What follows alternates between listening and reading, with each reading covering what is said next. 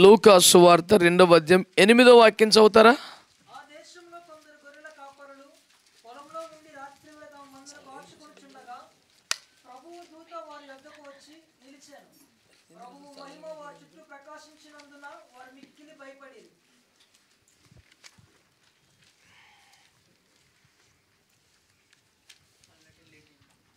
అయ్యా మంచోడు. Praise the lord. దా వచ్చేయ్.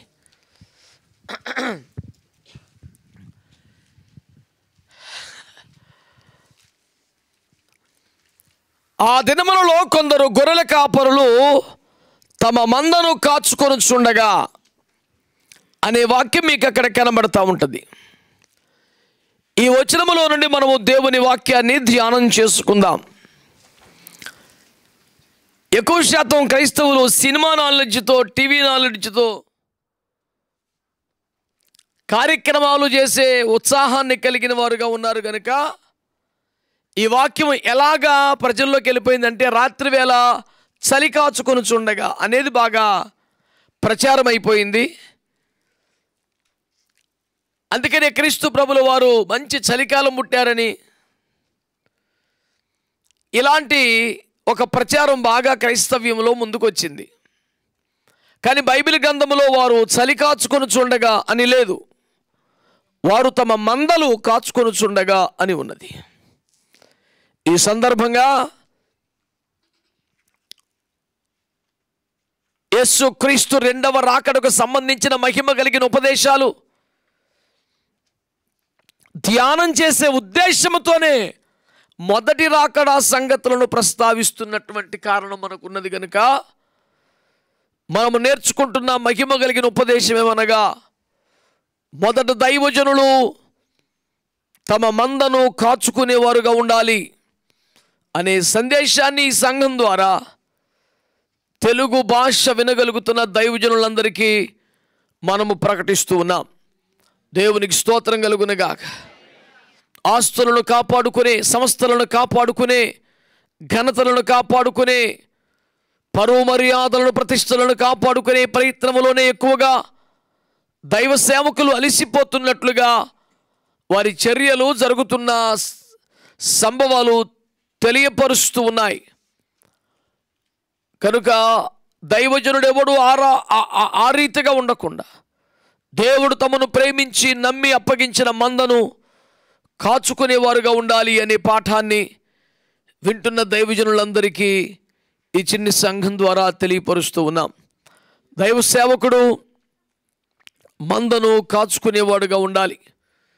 ఎందుకంటే యెహెజ్కేలు గ్రంథం 38వ అధ్యాయం 7వ వచనంలో కూడా నీవు సిద్ధముగా ఉండము, నీతో కలిసిన సమూహమును సిద్ధపరచుము, సిద్ధపరిచి నువ్వు వారికి కావలి అయి ఉండుము అని దేవుడు మాట్లాడుతున్నాడు.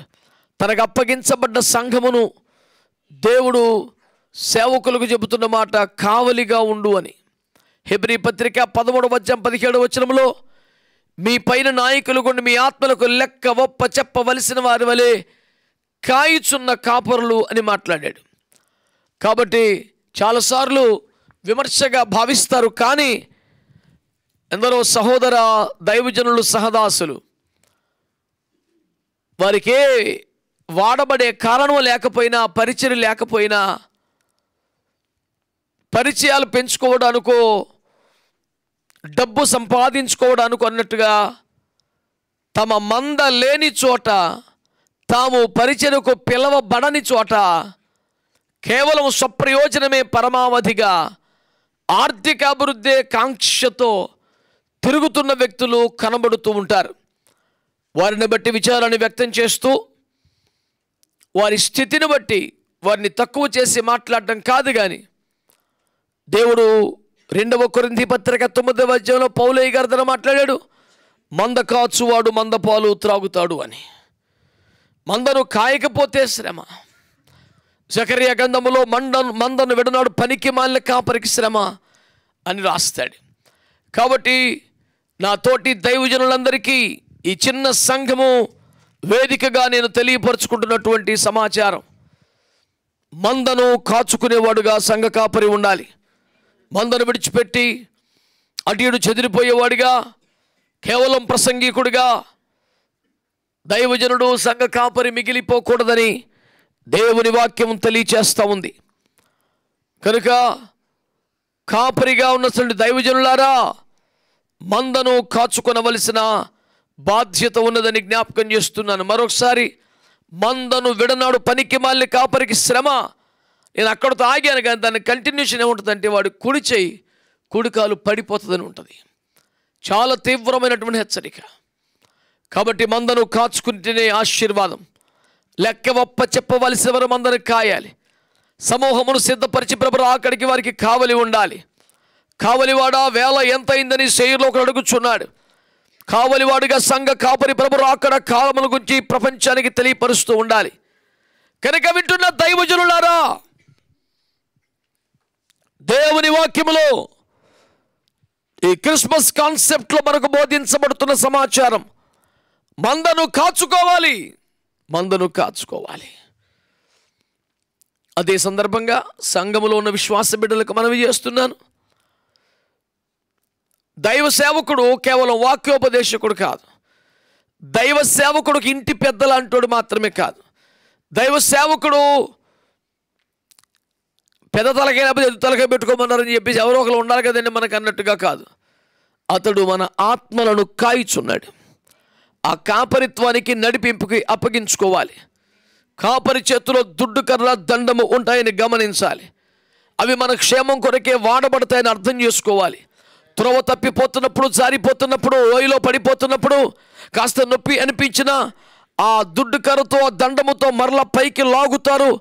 ఆ ప్రాసెస్ పెయిన్ఫుల్గా ఉంటుంది, కానీ అది కీడును ఉద్దేశించింది కాదు, బాధ కలిగించే ఉద్దేశం కాదు, కాపాడుకునే ప్రయత్నమేనని అర్థం చేసుకొని సంఘ కాపరులకు పరిచర్యకు సహకరించాలని మీరు కోరబడుతూ ఉన్నారు.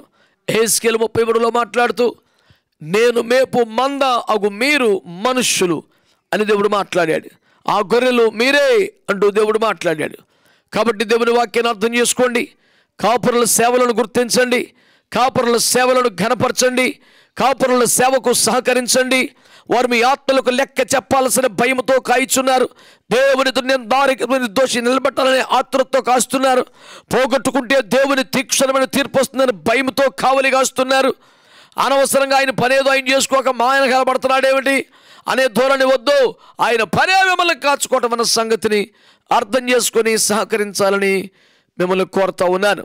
అలాగే మరి దేవదూత ప్రత్యక్షత శుభవార్త, ఈ గొప్ప రక్షణ వార్త ఎవరికి అంటే నిద్రించి ఆదమరిచి ఉన్నవారికి కాదు, కానీ రాత్రి వేళ నిద్ర కాచి తమ మందను కాచుకుంటున్న వారికే ఈ దర్శనం దొరికింది, ఈ ప్రత్యక్షత దొరికింది. మెలకువగలిగిన వారికే కృప, కాచుకునే వారికే కృప, కావలిగాసే వారికే కృప, నిద్రగాసే వారికే కృప. ఎందుకంటే నిర్గమకాండం 31లో దేవుడు మాట్లాడుతూ, యాజకులు సాయంకాలం మొదలుకొని ఉదయం వరకు నూనె తీయవలను అని మాట్లాడుతూ ఉన్నాడు. 134వ కీర్తనలో, యెహోవా సముఖములో రాత్రి నిలుచుండు సేవకులారా అని దేవుడు మాట్లాడుతూ ఉన్నాడు. సేవకులు రాత్రి నిలబడగలిగిన వారు ఉండాలని, నిద్ర కాచేవారిగా ఉండాలని, మందను కాచుకునేవారుగా ఉండాలని, అలాంటి వారికే దర్శనం, అలాంటి వారికే ప్రత్యక్షత, వాళ్ళే ఈ కృప పొందుతారని దేవుని వాక్యం తెలియచేస్తూ ఉంది. కనుక కావలి వారులారా, నిద్ర ఖాయమని, మేల్కొని ఉండమని, ప్రత్యక్షతలు పొందమని, సంఘమును సుసంపన్నం చేయమని దేవుని సేవకునిగా నేను మీకు మనవి చేస్తున్నాను. అందరం మాకు స్తోత్రం చెల్లిద్దాము. హల్లెలూయా. రాత్రి వేళ గొర్రెల కాపురులు తమందను కాచుకొని చుండగా దేవదూత వారికి ప్రత్యక్షమై ప్రజలందరికీ కలగబో మహా సంతోషకరమైన సువర్తమానం నేను మీకు తెలియజేయుచున్నాను అంటూ శుభవార్తను చెప్పడానికి గుర్తుపెట్టుకోండి. ఇందులో నాకు సంతోషం కలిగించే ఒక మంచి మాట, ప్రజలందరికీ సువర్తమానం అంట. చెప్పింది మాత్రం కాపరులకే. దేవదూత గబ్రియేలు ప్రజలందరికీ చెప్పాడా? పోయి బోర పట్టుకొని ఊర్లో తిరిగాడా? కనుక ప్రజలందరికీ సంబంధించిన సమాచారం, ప్రజలందరికీ బోధించాల్సిన సమాచారం ఎవరికి బోధించబడుతుంది? ఎవరు మందని కాచుకుంటున్నారో, ఎవరు మెలకువ కలిగి ఉంటున్నారో, ఎవరు నిద్ర కాస్తున్నారో, ఎవరు దేవుని సన్నిధిలో రాత్రి నిలబడి ఉంటున్నారో వారికే ఈ ప్రత్యక్షత, వారికే ఈ ఘనతని జ్ఞాపకం చేస్తున్నారు. నాకు తెలిసి నేను చిన్నప్పటి నుంచి సేవకుల కుటుంబంలో పెరిగాను.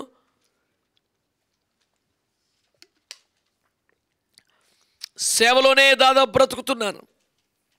ఎందరో పెద్ద పెద్ద దైవజనులను చూశాను. ప్రపంచానికి ఆశీర్వాదకరంగా మారిన సేవకులందరినీ చూశాను. ఒక్కొక్కరిలో ఒక తలాంత్ ఉంటుంది, ఒక్కొక్కరిలో ఒక ప్రత్యేకత ఉంటుంది, ఒక్కొక్కరికి ఒక ప్రత్యేక వరం ఉంటుంది, ఒక్కొక్కరి వాడబడే కోణం శైలి వేరుగా ఉంటుంది. కానీ వీళ్ళందరిలో కామన్గా కనపడే ద విక్టోరియస్ సీక్రెట్ ఏమిటైనా ఉంది అంటే వాళ్ళు దాదాపు రాత్రులు ఎక్కువగా ప్రార్థనలు గడుపుతుంటారు. చాలా పెద్ద గొప్ప దైవజనులు నేను చూశాను. వారందరి రహస్యం ఏంటిదబ్బా, వారందరి విజయ సూత్రం ఏమై ఉంటుందబ్బా అని వారిని బాగా పరిశీలన చేస్తే, వారి జీవితాన్ని దగ్గరగా చూసే ప్రయత్నం చేస్తే, వాళ్ళు రాత్రులు అందరూ నిద్రించు సమయంలో వారు మెలకువగలిగి ప్రార్థన చేస్తూ ఉంటారు. చాలా గొప్ప గొప్ప దైవజనుల్ని, అలాంటి ప్రార్థనా జీవితాన్ని కలిగిన వారిని నేను చూశాను. వారి దగ్గర నేర్చుకున్నాను, స్ఫూర్తి పొందాను. ఆ విధంగా బ్రతకడానికి చాలా ప్రయత్నాలు చేశాను, సాధన చేస్తూనే ఉంటాను. దేవునికి స్తోత్రం కలుగునుగాక. ఆమేన్, హల్లెలూయా. సంఘ కాపురులు దైవజనులు మందను కాచుకోవాలి. అయ్యో దేవుని బిడ్డలారా, వారికి అప్పగించబడినటువంటి పనులను కాచుకోవాలి, అప్పగించబడ్డ ఆత్మలను కాచుకోవాలి. ఈ రీతిగా మనము దేవుని వాక్యాన్ని చూస్తే, బోయజు పొలము కలిగిన వాడు, ఆస్తిపరుడు, పెద్ద ఆయన, కళ్ళము దగ్గర రాత్రి పండుకున్నాడు, ఇంటికి వెళ్ళలేదు. తనకు చాలామంది తన కింద పనివారు ఉంటారు, ఎవరైనా పెట్టి వెళ్ళొచ్చు. కానీ స్వయంగా తానే ఆ రాత్రి ఒంటరిగా కళ్ళము దగ్గర పడుకున్నాడని దేవుని వాక్యం రూతు గ్రంథము 3వ అధ్యాయంలో తెలియపరచబడింది. కాబట్టి విజ్ఞాపకం చేస్తున్నాను, పొలమును కాచుకోవాలి, మందను కాచుకోవాలి, సంఘమును కాచుకోవాలి. ఈ రీతిగా ఎవరైతే దైవజనులు ఉంటారో వారికి దేవుని ప్రత్యక్షత ఉంటుంది, వారికి దేవుని దీవెన ఉంటుంది. వారి ద్వారా, అలాంటి అనుభవాలు కలిగిన సేవకుల ద్వారా సంఘము దీవించబడుతుందని, పోషింపబడుతుందని, కాపాడబడుతుందని, రాకడకు సిద్ధపరచబడుతుందని దేవుని వాక్యాన్ని బట్టి ధ్యానం చేసుకుంటూ ఉన్నాం.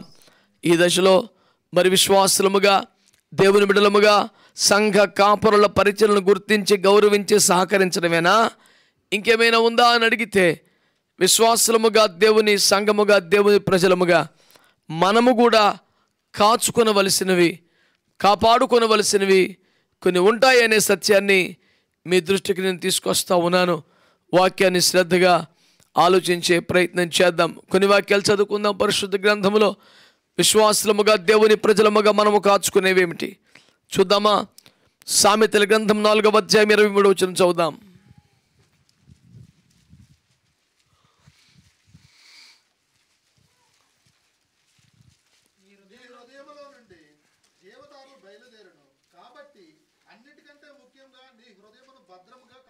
దేవునికి స్తోత్రం కలుగునగా.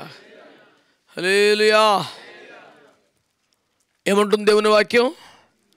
అన్నిటికంటే ముఖ్యముగా నీ హృదయమును భద్రముగా కాపాడుకును. దేవునికి స్తోత్రం కలుగునగా. హృదయంలో పాపం జరిగితే, హృదయంలో తప్పిపోతే, ఆలోచనలో, తలంపుల్లో, ఉద్దేశాల్లో తప్పిపోతే, ఏమైనా పొరపాటు జరిగితే, బలహీన పడితే, మనిషి నాకు సహజం, ఐఎమ్ సారీ లార్డ్ అని ఒక మాట చెప్పి చాలా ప్రశాంతంగా జీవించే భక్తులు కరువు లేదు. కానీ ఒక్క 10 రూపాయలు పోతే ఎంతో దుఃఖపడే క్రైస్తవులు ఉంటారు. ఎందుకునండి, మరి నేను ప్రార్థనాపూర్వకంగానే ఉంటానండి, జాగ్రత్తగానే ఉంటాను, ఉదయకాలం కూడా ప్రార్థన చేసుకుని బయలుదేరానండి, అయినా ఎందుకో 10 రూపాయలు పోయిందని అని పదే ఆ 10 గురించి ఎంతో కుమిలిపోతారు.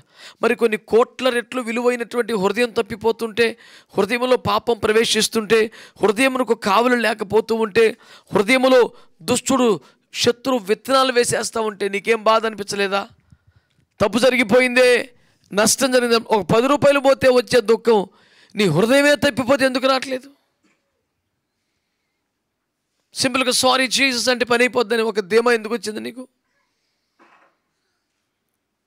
అక్కడ రాసిన మాట, నీ హృదయముల నుండి జీవధారలు బయలుదేరుడు కనుక అన్నిటికంటే ముఖ్యముగా నీ హృదయమును భద్రముగా కాపాడుకో. క్రైస్తవుడు, దేవుని ప్రజ కాచుకొనవలసింది తమ సొంత హృదయమే సుమా. అది మోసం చేస్తుంటుంది, మోసపోతూ ఉంటుంది, వలలో చిక్కుకుంటూ ఉంటుంది, ఘోరమైన వ్యాధి కలిగి అది స్వస్థత రాక గాయములు స్రవించుచున్నటువంటి దేన స్థితిలో ఉన్నది. అట్టి హృదయాన్ని కాచుకోవాలి.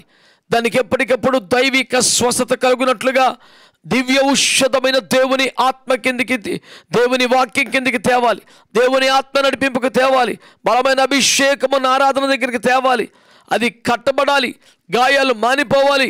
యెషయా గ్రంథం 1లో చెప్పాడు, నడినెత్తి మొదలు అరికాలకు అన్ని గాయాలే, పుండ్లే, అవి స్రవించుచున్నవి, అవి మెత్త చేయబడలేదు, పిండబడలేదు అని చెప్పి దేవుని వాక్యంలో తెలియపరచబడింది. నీ హృదయం ఎట్లా ఉంది? అసలు దాన్ని చూసావా? పట్టించుకున్నావా?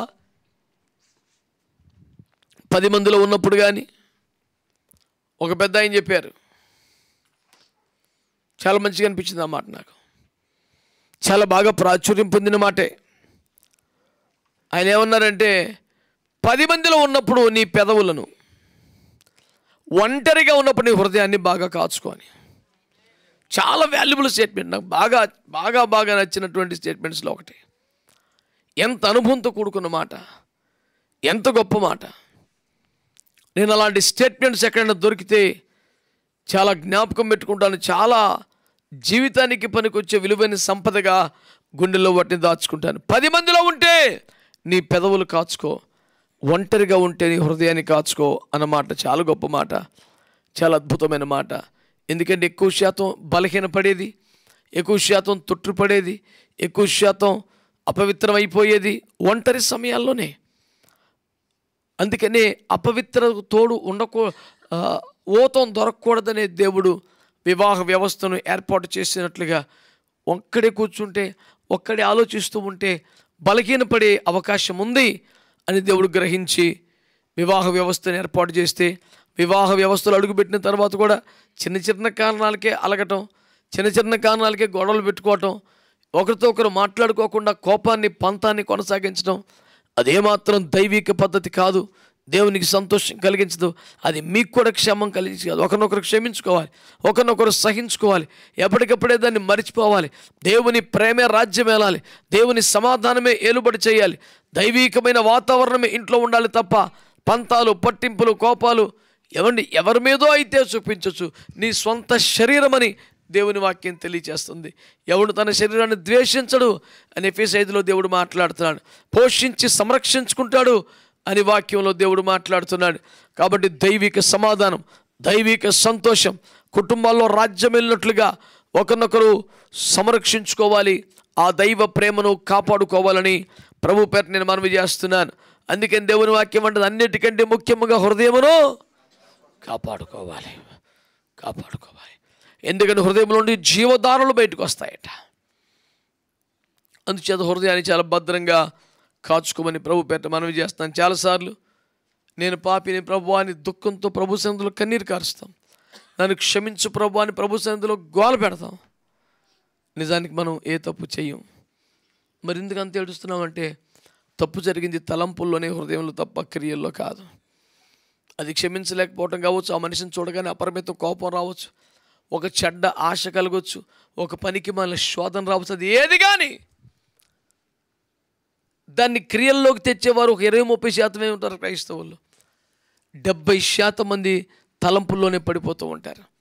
దాన్ని బయటికి కనపడనివ్వకుండా, భార్యకి తెలియనివ్వకుండా, భర్తకి తెలియనివ్వకుండా, సంఘానికి కనపడకుండా హుందాగా మెయింటైన్ చేస్తూ దేవుని కృపలో పరిశుద్ధతలో కొనసాగుతున్నాం అనే సాక్ష్యాన్ని పరువుగా కాపాడుకోవడానికి ప్రయత్నం జరుగుతుంటుంది. దానికంటే ఎక్కువగా నీ ఏకాంతంలో, ఒంటరితనంలో, నీ గదిలో నీ హృదయాన్ని కాచుకోవడానికి ఎక్కువ ప్రయాసపడాలి. దేవునికి స్తోత్రం కలుగునగా. హల్లెలూయా. హృదయాన్ని దేవుని వాక్యంతో నింపేయటం కన్నా పరిష్కారం లేదు. అవకాశం ఉన్నంతగా వాక్యం చదువుకోవడమే, అవకాశం ఉన్నంతగా పరిశుద్ధుల వాక్యోపదేశాలు వినడమే. ఎంతకైనా దీనికి అడ్డదారి ఇంకేమీ లేదు. హృదయాన్ని కాచుకోవడానికి దేవుని వాక్యానికి ఆ శక్తి ఉంది. నా హృదయంలో దేవుని వాక్యం ఉంచుకున్నాను, నా కనులు ఎదుర దేవుని వాక్యం ఉంచుకున్నాను, నేను ఇక తూలి తొట్టిల్లే అవకాశం లేదని కీర్తనకారుడు చెప్పాడు.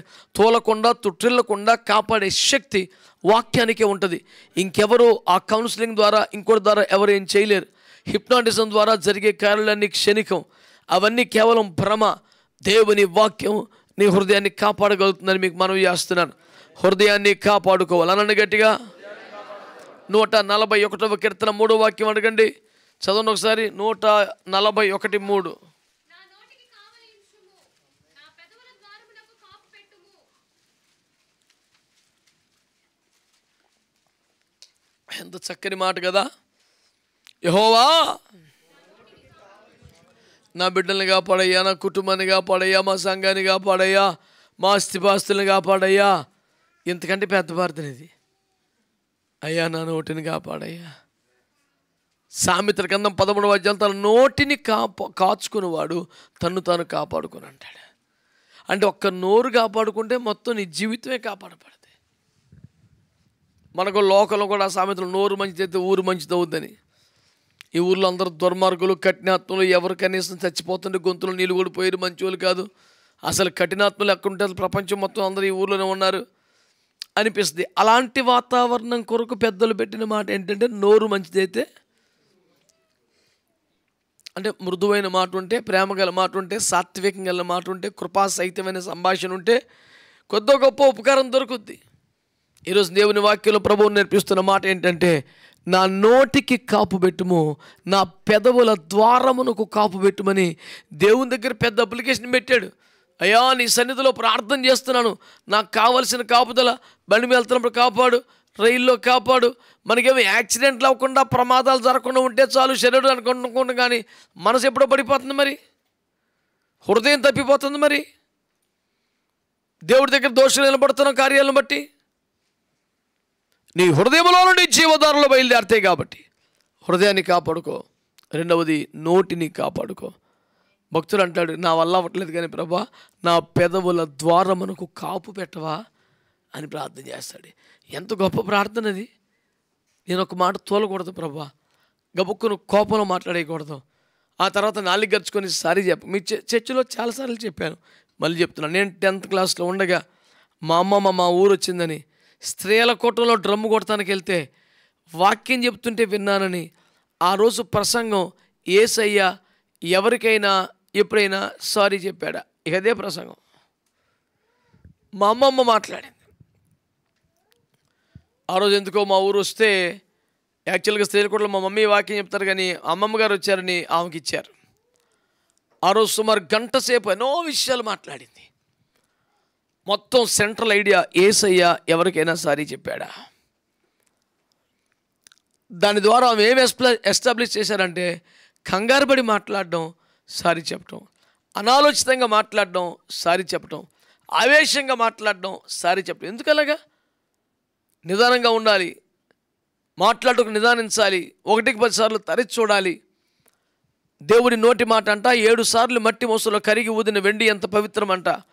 అంటే అన్నిసార్లు 7 సార్లు, ఒకసారి 10 సార్లు 7 సార్లు టెస్ట్ చేసి కరెక్టే, ఇది కరెక్టే అనుకుంటేనే మాట్లాడతారంట. ఒక మాట విడుదల చేయబోయే ముందు 7 సార్లు దాన్ని ఫిల్టరింగ్ చేస్తారంట. ఇది కరెక్టేనా, ఈ భాష వాడొచ్చా, ఈ పదం వాడొచ్చా, ఈ అక్షరం కలపొచ్చా, అంతగా పుటము వేసిన మాట దేవుడు దేవుడే అన్ని జాగ్రత్తలు తీసుకొని మాట్లాడుతున్నప్పుడు మనం గబుక్కును మాట్లాడేసి గబుక్కున అలాగ వచ్చిందిరా సారీ, కోపంలో ఏదో అనేసాను ఏమనుకోకసారి. ఆ రోజు ఆవిడ ప్రసవం అదే, తన లైఫ్లో ఆయన సారీ చెప్పాల్సినంత అవసరం రాకుండా చాలా రిజర్వ్డ్గా, చాలా పద్ధతిగా బ్రతికారని. ఆ మాట మాకు చాలా గొప్ప పాఠం అనిపించింది. పెద్దవాళ్ళ దగ్గర నేర్చుకున్న అనుభవాలతోనే ఈ రోజున జీవితంలో ఉందని ఎన్నోసార్లు నేను సాక్ష్యం చెబుతూ ఉంటాను. కాబట్టి మనం చేయవలసిన మరొక ఖరీదైన ప్రార్థన, ప్రభువా మా పెదవుల ద్వారమునకు కాపు పెట్టండి. దేవునికి స్తోత్రం కలుగున. చెప్పని హృదయాన్ని, పెదవుల ద్వారమును, స్తోత్రం. తిమోతికి రాసిన 2వ పత్రిక 4వ అధ్యాయం 7వ వచనం.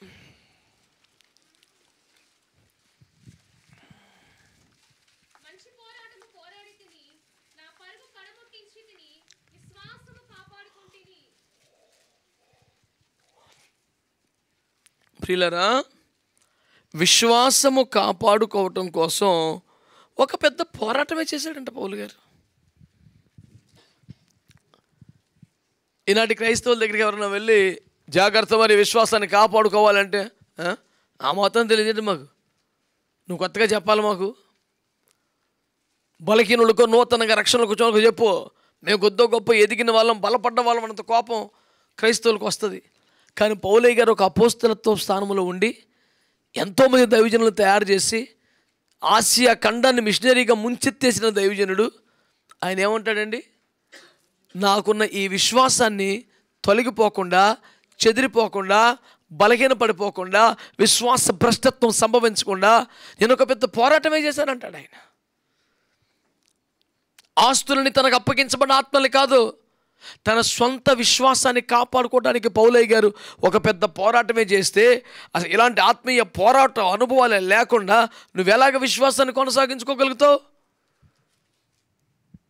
జ్ఞానమని అబద్ధముగా చెప్పబడు విపరీత వాదములకు దూరముగా ఉండము.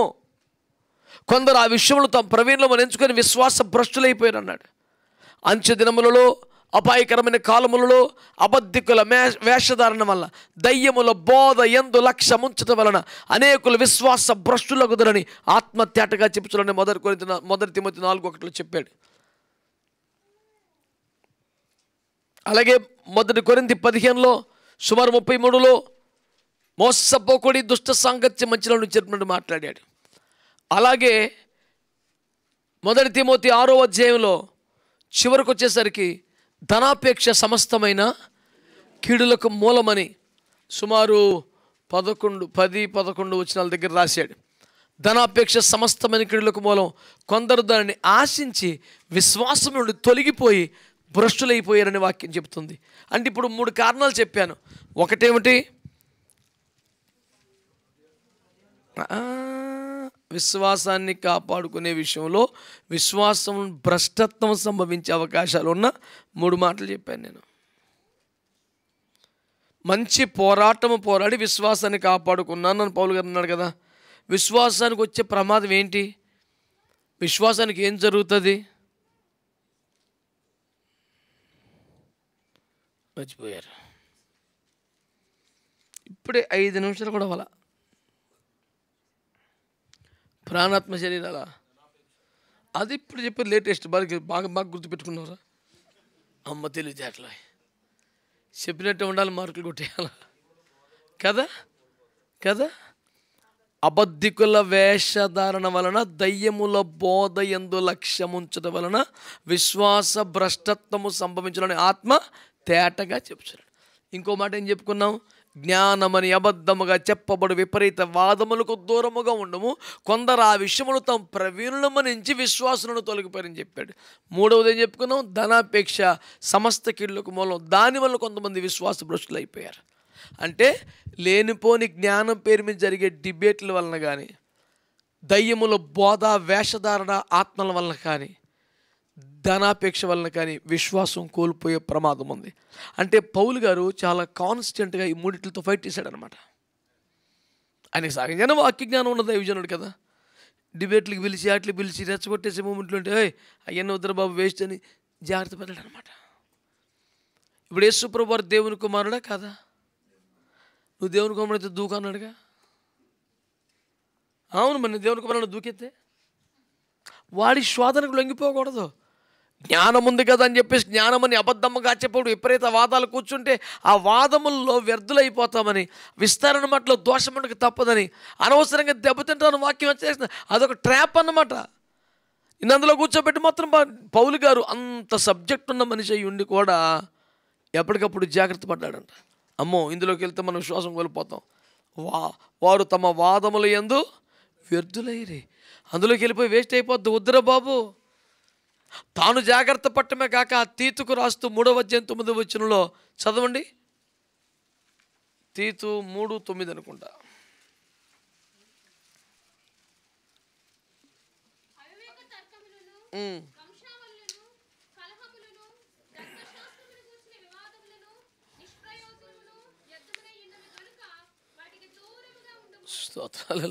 వంశావళులు మరి వాళ్ళకి ఎలాగా?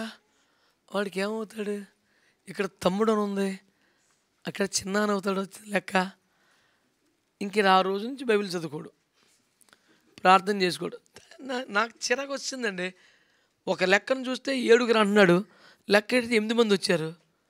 ఇప్పుడు ఏమవుతుంది?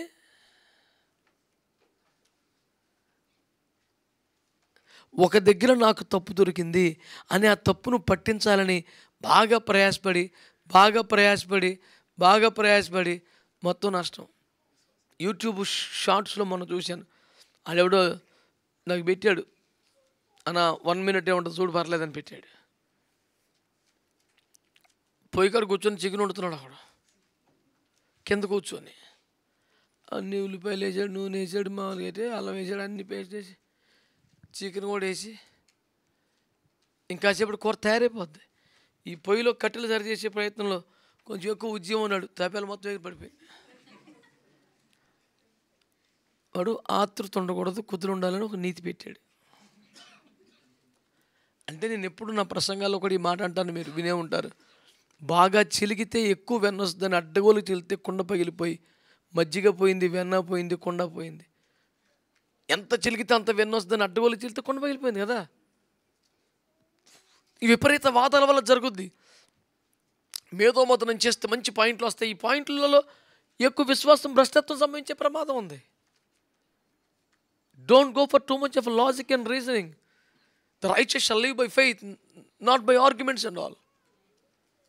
మీరు మూర్ఖులు, మీరు చదువు లేదు, మీరు గుడ్డి విశ్వాసాలు ఉన్నారు, నేను తెలివైన నేను ఏదైనా సరే బాగా చర్చించి చేపడతాను. అలా బాగా చర్చించిన వాళ్ళందరూ విశ్వాసాలు భ్రష్టులు అయిపోయారు. దేవుడు అంటే ఒక విశ్వాసం, ఒక నమ్మకం, దాని మీద భక్తులు. పెద్దానికి లాజిక్, రీజనింగు. ఇప్పుడు నీ జీవితానికి నాకు తెలియాలి, కారణం తెలియదు, నేను అలాగా గుడ్డిగా నమ్మను అన్నది నీ తెలివైన ప్రిన్సిపల్ అయితే, ఆయన శూన్యమండలంలో భూమిని ఎట్ట వేలాడుతుంది దాని మీద రీసెర్చ్ చేయి, నీ జీవితం సరిపోద్ది. దేవుడు అట్లా చేశాడని నమ్మాలంతేకా. ఇవో దాని మీద కూర్చొని వెళ్ళిపోయి సౌదీ అరేబియాకి వెళ్ళిపోయి ఎర్ర సముద్రం పాయింట్లో కూర్చున్నాడు అలాగా. ఏట్రా తెలియదంటే ఇక్కడ కొంచెం లోతు తక్కువ ఉంది, అందుకే దాటేశారు. నీకు ఇది ఇంట్రెస్ట్, నీకు అలాగా దాని మీద ఒక వీడియో చేయాలా? పాస్టర్లు అందరూ ఒట్టి సుత్తి సోది సొల్లు అని తిట్టాలా? నీ దగ్గరే నాలెడ్జ్ ఉందని చెప్పాలా? నీ తొడ నువ్వే కొట్టేసుకోవాలి, నీ మీసం నువ్వే తిప్పేసుకోవాలా? ఒట్టి ఛాలెంజ్. నీకు ఎవడు స్పందిస్తాడు? నేను కూడా మన ఇంట్లో కూర్చొని సోఫాలో కూర్చొని దమ్ముంటే సచిన్ రమ్మని అడిచాను, రాలేదు. అలాగే ఉంటుంది. ఇంకా నీ బతికెంత, నీ రేంజ్ ఎంత, నీకు ఎవడెవడు స్పందించేస్తాడు? నువ్వు ఒక 90 రూపాయలు బ్యాలెన్స్ పెట్టుకొని యూట్యూబ్లో నువ్వు మాట్లాడితే ప్రపంచం గడగడలాడితే వచ్చేస్తుందా? ఊరికే దయ్యముల బోధ ఎందు వేషధారులందు లక్ష్యం ఉంచితే విశ్వాసం తగ్గిపోద్ది. ఈ వాదాల్లో కూర్చునే విశ్వాసం పోద్ది. తీతుకు రాస్తున్నాడు, నానా అవివేక తర్కములను, వంశావళులు, వాడికి వీడికి ఏమవుతాడు, వీడికి ఈడేమవుతాడు, అసలు ఏమి ఎట్టొచ్చింది, వంశావళులు, ధర్మశాస్త్ర సంబంధమైన ధర్మశాస్త్రం ఎలాగెందుకు ఉంది, కొట్టేశాడు, తీసేశాడు, నీకు ఎందుకు ఇప్పుడు ఆ ఊసు? అలాగ జీవితం వేస్ట్ అయిపోద్ది. అందుకని విశ్వాసాన్ని కాపాడుకోవాలంటే అనండి, ఇలాంటి వాదాలకు దూరంగా ఉండాలి. 2, ధనాపేక్ష దూరంగా ఉండాలి. 3, దయ్యముల బోధ, మోసపరిచే ఆత్మలు. ఆ మధ్య యూట్యూబ్లో ఒకడు బాప్తిజం ఇచ్చేటప్పుడు హల్లెలూయా హల్లెలూయా చూసుకోండి, నేనేం పట్టుకోలేదు చూసుకోండి, ఆ పిల్ల అలా తేలుతుంది నేను మీద. తెగ తిప్పేశాడు భూమి మీద. అది దేవుని మహిమ వచ్చిందంటావా? ఎందుకురా ఈ పనులు? మోసపరుచు ఆత్మల యందు లక్ష్యం ఉంచడం వలన విశ్వాస భ్రష్టత్వము సంభవిస్తుందని ఆత్మతేటగా చెప్తారు. వద్దలాంటి పనులన్నీ.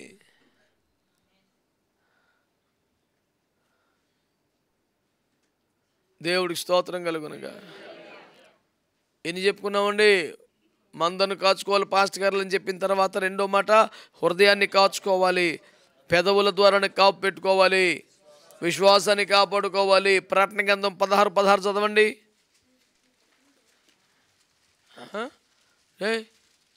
ఏంట్రా?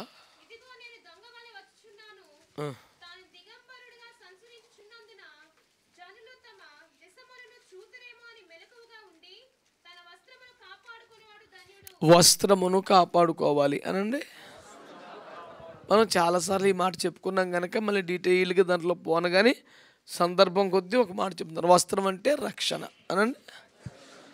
ఎందుకంటే ఆదామవ్వలు మహిమను కోల్పోయి దిగంబరత్వం కలిగి సిగ్గుపడి దాక్కునే పరిస్థితుల్లో బయటికి వెళ్ళగొట్టబడ్డ దశలో వారి సిగ్గుని కప్పడానికి, వాళ్ళు మరలా ధైర్యంగా దేవుని ఎదుటకొచ్చి నిలబడేలా చేయటానికి ఆయన వారి కొరకు ఒక పశువును వధించాడని, ఆ చర్మముతో వారికి చొక్కాయిలు చేయించాడని మనం ఆదికాండం 3:21లో చూసాం.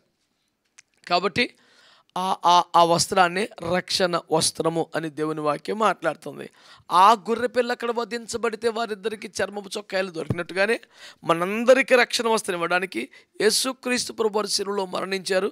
వారి శిలువ త్యాగం ద్వారా సిద్ధపరచబడిన రక్షణే మనకు వస్త్రము అని వాక్యంలో జ్ఞాపకం చేసుకుంటున్నాం. యెషయా గ్రంథం 61:10లో కూడా రక్షణ అను వస్త్రమును నువ్వు మాకు ధరింపజేసావు అని వాక్యంలో తేటగా ఉంది. కాబట్టి అది మనకు ఊహ కాదు, వాక్యములోనే రక్షణ అంటే ఒక వస్త్రం అని చెప్పాడు. మరి రక్షణ వస్త్రమును కాపాడుకునేవాడు ధన్యుడు అంటున్నాడు. ఒకసారి రక్షణ పొందితే ఇంక దాని డోకా లేదనే బోధ ఉందిగా, చాలా పెద్ద డాక్టరీన్ అది. Once saved ever saved. ఒకసారి రక్షించబడితే ఎప్పటికంతే నీకు డోకా లేదు, ఇంకా నరకంలో పడే ఛాన్సే లేదు. పూర్వకాలం గ్రేస్ అనే టీచింగ్ని ఇప్పుడు అది పోయిందంట, ఇప్పుడు హైపర్ గ్రేస్ అంట. ఏటో ఇక నెక్స్ట్ ఏంటో మరి పనికి మళ్ళీ మాటలన్నీ పట్టుకొచ్చి పెడుతున్నారు.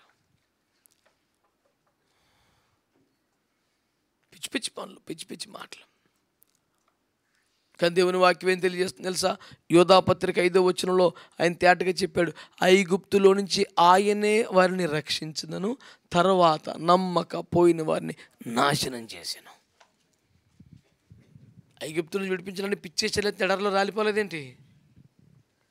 కనుక వన్స్ సేవ్డ్ ఎవరు సేవ్డ్ డైలాగులు కొడతాం కాదు పరలోకం అంటే. అయ్య బాబోయ్, దేవునికి స్తోత్రం కలుగునుగా. హల్లెలూయా. కాబట్టి దేవుని బిడ్డలారా, క్రిస్మస్ సీజన్ కదండి, రోజు ఎక్కడ దగ్గర ప్రార్థనకి వెళ్ళటం, లేట్ అయిపోయి ఇంటికి రావటం, మళ్ళీ తెల్లవారు స్తోత్ర ప్రార్థన లేవటం, దీనివల్ల కొంచెం వాళ్ళకి అవుతుంటుంది. పర్లేదులేండి. హల్లెలూయా, హల్లెలూయా. వస్త్రమును కాపాడుకున్నట్టు అంటే ఏం కాపాడుకోవటం అండి? ఎందుకని? మార్కు 13:13లో ఏమన్నాడు? అంతం వరకు సహించిన వాడే. అంటే చివరి ఒకరు సహించకపోతే ఏం పోతుంది? రక్షణ పోతుంది. అంటే అర్థం ఏంటి?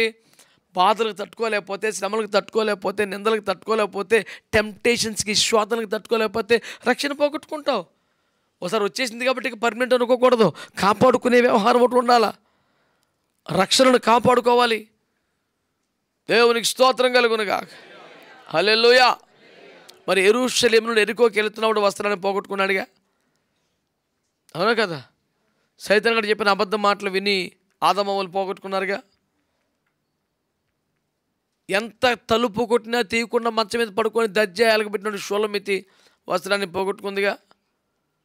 పిలుపును దర్శనాన్ని పక్కన పెట్టి మళ్ళీ చేపలకి వెళ్ళిపోయిన పేతురు వస్త్రాన్ని పోగొట్టుకున్నాడుగా. వస్త్రాన్ని కాపాడుకుంటామంటే మరి అవన్నీ ఏమన్నీ? అబద్ధ బోధలు వినొద్దు. ఆదాము దగ్గర అబద్ధ మాటలు వినేక వస్త్రం పోగొట్టుకున్నాడు. పేతురు దర్శనాన్ని పిలుపును వదిలిపెట్టి వెనక్కి వెళ్తే వస్త్రం పోయింది. ఆ యవనస్తుడు యెరూషలేము వీధుల యెరికోకి దిగుతుంటే వస్త్రం పోయింది. ఇలాగ ఆధ్యాత్మిక అనుభవాల్లో నువ్వు వెనక్కి తగ్గితే, చల్లారితే నువ్వు వస్త్రాన్ని కోల్పోయే ప్రమాదం ఉంటుంది. రక్షణ అలాంటి వాళ్ళు మన బిడ్డలోనే బోళ్ళు మంది ఉన్నారు. వెనక్కి వెళ్ళిపోయి వస్త్రం కోల్పోయి దిగంబరులు అయిపోయి దేవుని దిక్కి సేవకుల ముందుకు రాలేక సిగ్గుపడిపోయి బాధపడే పరిస్థితులు. మన వారిలో కొన్ని కౌన్సిల్ చేశాను. దేవునికి స్తోత్రం కలుగునుగా. నేను ముఖం చూపించుకోలేను, చాలా సిగ్గు అవుతుంది నాకంటే. ఏం కాదు, మేమంతా పరలోకం చూడుపడ్డ వాళ్ళం కాదు. ఇలాంటి బలహీనతతో దేవుని కాళ్ళు పట్టుకొని బతికిన వాళ్ళమే. దేవుని నిన్ను కూడా కనిపిస్తాడు, రమ్మని చెప్పాను. దేవునికి స్తోత్రం కలుగునుగా. హల్లెలూయా. మేము మిఖాయిలు అంత బలవంతులం కాదు. ఎవరిని బట్టి దాన్ని శతకోటేసి ఉంచోలేదు. కృప పొంది ఎప్పటికప్పుడు సహాయాన్ని కోరుకొని దేవుని వాక్యాన్ని బట్టి, దేవుని ఆత్మను బట్టి, పరిశుద్ధుల ప్రార్థన సహకారం బట్టి, సంఘ సహవాసాన్ని బట్టి ఇన్ని రకాల బలాలు చుట్టూ ఉంటే ఎదరికెళ్తున్నాం. మేము భయబెచ్చంగా ఊడిపడిపోయిన మిఖాయిలు ఏం కాదు, పర్లేదు రమ్మని చెప్పాను. దేవునికి స్తోత్రం కలుగునుగా. ఏం కాపాడుకోవాలి? వస్త్రమును కాపాడుకోవాలి. దేవునికి స్తోత్రం కలుగునుగా. ప్రకటన గ్రంథం 3వ అధ్యాయం 10వ వాక్యం చదవండి.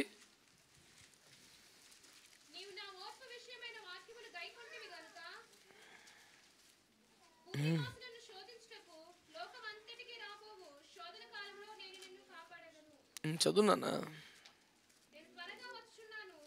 ఎవడునూ నీ కిరీటం నపహరింపకుండునట్లు ఏం కాపాడుకోవాలి? హల్లెలూయా. 10వ వచనం చదివాం మరి అలాంటప్పుడు. ఎందుకు చదివామంటే లోకమంతటి మీద ఒక భయంకరమైన శోధన కాలం రాబోతుంది. ఆ శోధన కాలంలో మన కిరీటం మిస్ అయ్యే ఛాన్స్ ఉంది. అంటే వస్త్రం పోదంటే రక్షణ కాపాడబడుతుంది. మరి అంత బలహీనలు కాదు కాబట్టి రక్షణ వరకు కాపాడుకుంటున్నాం. కానీ ఏం మిస్ అయ్యే ప్రమాదం ఉంటుంది? కిరీటం. అంటే మనకిచ్చిన కృపావరం, మనకిచ్చిన తలాంతు, మనకిచ్చిన అభిషేకం, మనకిచ్చిన పరిచర్య, మనకున్న ఒక ప్రత్యేకత, ఆ స్పెషల్ గ్రేస్ని మనం మిస్ అయ్యే ప్రమాదం ఉంటుంది.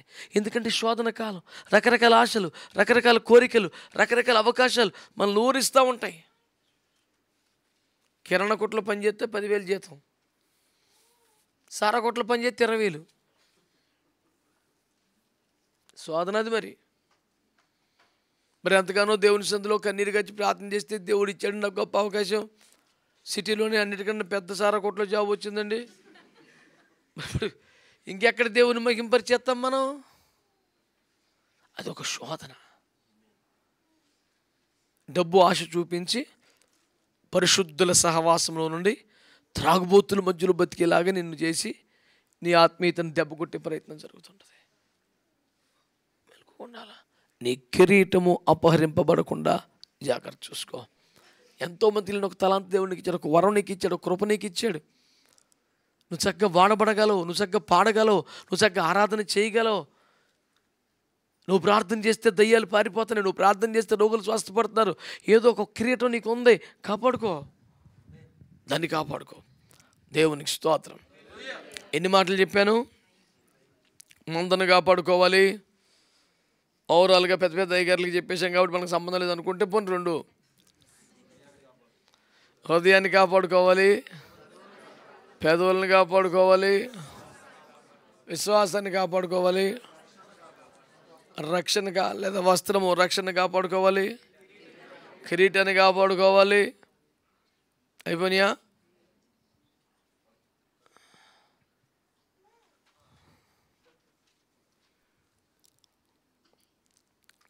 ఒక మంచి మాట మీ దృష్టికి తీసుకొస్తాను, చూడండి. యెహోషువ గ్రంథం 6వ అధ్యాయం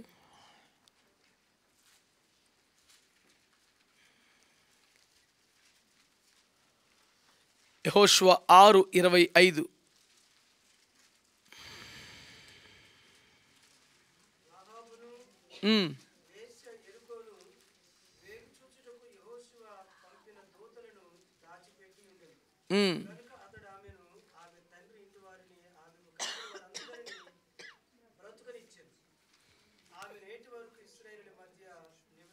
ఆ మాట నాకు చాలా ఇష్టం. ఆమె నేటి వరకు ఇశ్రాయేలు మధ్య నివసిస్తుంది. ఏదో తాత్కాలికంగా కంటి తుడుపు చర్యగా చేయలేదు. ఇప్పుడు ముఖ్యమంత్రులు, ప్రధానమంత్రులు వస్తే మన వీధులు, అసలు పార్లమెంటు భవనం కూడా అలా ఉండదు, అలాగైపోతాయి. ఆ రోజుకే రాహాబు అనే వ్యక్తి కుటుంబం కాపాడబడిందంటే అది ఆ పూటకు కాదు, ఆ రోజుకు కాదు. నేటి వరకు వాళ్ళు ఇజ్రాయెల్ మధ్య నివసిస్తున్నారంట. తమ బిడ్డగా, తమలో ఒక్కతిగా చేర్చుకున్నారు వాళ్ళు. ఇంతటి మహోపకారం పొందినట్లుగా ఆమె చేసింది ఏమిటంటే దైవ సేవకులను కాపాడింది. అనండి, ఏం కాపాడుకోవాలి మనం? స్తోత్రం. హల్లెలూయా, హల్లెలూయా. ఏం కాపాడుకోవాలండి? దేవునికి స్తోత్రం కలుగునుగాక. ఎలా ఎన్నో ఉదాహరణలు. పౌలు గారు, అపోస్తుల గారు 9 రుణాలు కొట్టిపాడితే చచ్చిపోవడం అనుకుంటే శిష్యులు ఎత్తుకొచ్చి జాగ్రత్త కాపాడుకోలేదా? పట్నం కావలి కాస్తుంటే మనల్ని తాడు కట్టి గోడ అవతల దించలేదా? కనుక ఆదిమ సంఘములు కూడా శిష్యులు దైవ సేవకుల్ని కాపాడుకున్నారు, దైవ సేవకుల్ని కాపాడుకున్నారు. 7వది చివరిది మనం ఈ పూట ధ్యానం చేయవలసింది యోధాపత్రిక 3వ వచనం. యోధాపత్రిక 3వ అధ్యాయం చెప్పరు. యోధాపత్రిక రాగంకే అవే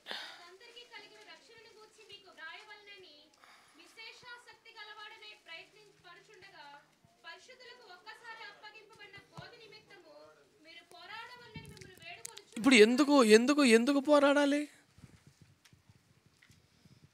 ప్రకటన గ్రంథం 2వ అధ్యాయం 20వ వచనం దగ్గర నుంచి చూసుకుంటే, యెజబెలును ఆత్మ సంఘములో కూర్చొని దేవుని దాసులకే బోధించుచు అబద్ధ బోధలతో సంఘాన్ని భ్రష్టు పట్టిస్తుంది. కాబట్టి ఏం చేయాలి? పరిశుద్ధులకు ఒక్కసారి అప్పగించిన బోధ కోసం మనం, అంటే పరిశుద్ధులకు ఒక్కసారి అప్పగించబడిన బోధ కొరకు మనం పోరాడటం వలన ఏం జరుగుతుంది? అపోస్తుల బోధను కాపాడుకుంటాం. రకరకాల బోధలు వచ్చినాయి, కొత్త కొత్త బోధలు వచ్చినాయి. లేదు లేదు లేదు పరిశుద్ధులకు ఒక్కసారి అప్పగించబడిన బోధే కావాలి మాకంటే దానికోసం మనం ఏకంగా ఒక పోరాటం చేయాలంట. ఆది అపోస్తుల బోధ ఉన్న సంఘానికి రావడానికి మనకు పోరాటం అయిపోతే, ఈ సంఘంలో పోస్ట్ ఉంది, ఈ సంఘంలో ఘనం ఉంది, ఈ సంఘంలో సహాయం ఉంది, ఈ సంఘంలో డబ్బులు ఉన్నాయి, ఈ సంఘంలో పొగడుతుంది, ఎక్కడికి వెళ్తే పొగేస్తారు. ఇన్ని శోధనలు దాటి ఇవేమీ లేని అపోస్తుల బోధలు కలిగిన సంఘంలోకి రావాల్సి వస్తే దేవుని వాక్యం ఏం చెప్తా ఉంది? నువ్వు అపోస్తుల బోధ ఉన్న సహవాసాన్ని రావడానికే పోరాటం చేసే పరిస్థితి అయితే అపోస్తుల బోధను కాపాడడానికి ఇంకెప్పుడు పోరాటం చేస్తావు? ఆదిమ సంఘంలో బలం ఏమిటి? అపోస్తుల బోధ యందు రొట్టె విరుచుట్లో ప్రార్థన చేయడం ఎడతెక్క ఉన్నారు అని. అంటే అపోస్తుల బోధ మొదటి ప్లేస్లో ఉంది. ఎప్పుడు? ఆదిమ సంఘంలో AD 35-36 టైంలో, ఆ ప్రారంభ కాలంలో. కానీ కొంతకాలం పోయాక మెల్లిగా అబద్ధ బోధలు జరపడ్డాయి. ఇంకొంతకాలం పోయాక దానికోసం ఒక పోరాటం చేసి దాన్ని కాపాడుకోవాల్సిన పరిస్థితి వచ్చేసింది. రకరకాలు ప్రవేశించేసాయి. కాబట్టి 7వ మాటగా అపోస్తలుల బోధను కాపాడుకోవాలి. దానికోసం పోరాటాలు చేయ అవసరమైతే కనుక ఈరోజు హ్యాపీ క్రిస్మస్ అని మనం మంచి ఖరీదైన బట్టలు, బేభత్సం రుచులు, బిర్యానీలు, కేకులు ఈ సంరంభంలో లేం మనం. ఎందుకంటే యేసయ్య మొదటి రాకడను జ్ఞాపకం చేసుకోవటం ద్వారా రెండవ రాకడ ఎంత ఖాయంగా రాబోతుంది అనే భయంతో సిద్ధపడటమే మన ఉపదేశం యొక్క ముఖ్య ఉద్దేశం. కాబట్టి ఈ కాన్సెప్ట్లో కూడా రెండవ రాకడ సిద్ధపాటే మన లక్ష్యం. ఆ గురిగానే ప్రయాసపడుతున్నాం. కనుక రెండవ రాకడలో ఎత్తబడే ఆ గుంపులో ఉన్నటకై మనం మొదటి రాకడ అనుభవాల నుంచి నేర్చుకునే పాఠాల్లో 7 అనుభవాలు చూసుకున్నాం. కాపాడుకునే అనుభవాలు. కనుక దైవ సేవకులు మందను కాచుకోవాలి. విశ్వాస బిడ్డలందరూ సేవకులతో సహా హృదయాన్ని కాపాడుకోవాలి. రెండవది నోటిని కాపాడుకోవాలి. పెదవుల ద్వారమును కాపు పెట్టమని దేవుణ్ణి అడగాలి. విశ్వాసాన్ని కాపాడుకోవాలి. వస్త్రమును కాపాడుకోవాలి. కిరీటమును కాపాడుకోవాలి. దైవ సేవకులను కాపాడుకోవాలి. అపోస్తుల బోధను కాపాడుకోవాలి. కనుక ఎవరు కాపాడుకుంటున్నారో వారికే కృప, వారికే ప్రత్యక్షత ఇవన్నీ వచ్చాయి. కాపాడుకునే స్థాయిలో బతుకుదాం. కాపాడబడే బలహీనతల చిన్నపిల్లల స్థాయి నుంచి ఎదుగుదాం. దేవుడు మనందరం దీవించునుగాక. ప్రార్థన చేసుకుందాం.